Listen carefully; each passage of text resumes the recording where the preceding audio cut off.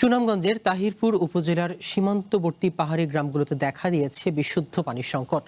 প্রাকৃতিক ঝর্ণা ও ছড়ার পানির ওপর নির্ভরশীল এসব মানুষের অভিযোগ, পর্যটকদের অসচেতনতায় নষ্ট হচ্ছে তাদের একমাত্র পানির উৎস, বাড়ছে দুর্ভোগ।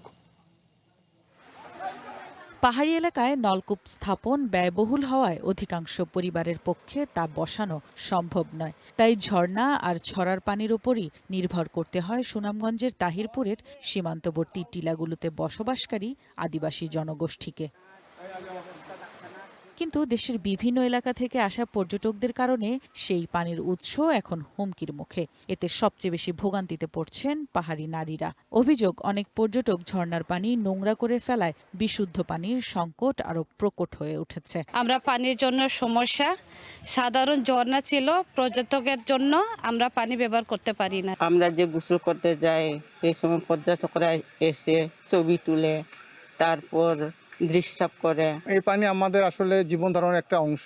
এই ঝর্ণার পানি দিয়ে আমরা দুইটা গ্রাম, এই চাঁদপুর এবং রাজাই এনে আশেপাশের লোকরা এই পানি ব্যবহার করে, কিন্তু এই পানি ইদানিং এটা নষ্ট হয়ে যাচ্ছে। পর্যটকরা বলছেন প্রশাসনের পক্ষ থেকে কঠোর নজরদারি বাড়াতে হবে। আদিবাসী নেতারা জানান, সরকারিভাবে পাম্পের মাধ্যমে পানি সরবরাহ করা গেলে সংকট অনেকটাই কমে আসবে। আমার মনে হয় এখানে পর্যটকদের না আসা উচিত, যেহেতু এলাকার মানুষ এটা ব্যবহার করে খাবার পানি হিসেবে। আমাদের এখানে মূল সমস্যা হলো পানি।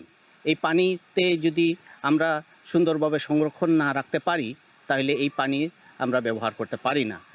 তার জন্য আমরা গত বছরই একবার অ্যাপ্লিকেশন দিয়েছিলাম এখানে উপজেলা কর্মকর্তার কাছে, যাতে এখানে একটা নোটিশ দেওয়া হয়। জেলা প্রশাসক জানায়, ঝর্ণার পানি সংরক্ষণে পর্যটকদের সচেতন করতে প্রয়োজনীয় উদ্যোগ নেওয়া হবে। পাশাপাশি স্থানীয় প্রশাসনকে এ বিষয়ে নির্দেশনা দেওয়া হবে। বিশুদ্ধ পানির একমাত্র যে উৎস সেই ঝর্ণাকে যেন দূষিত করা না হয় এবং সেটা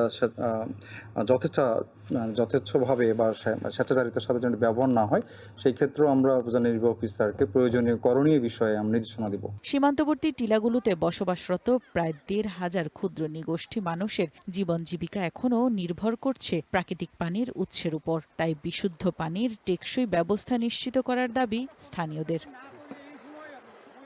ওয়ান ন্যাশনাল ডেস্ক।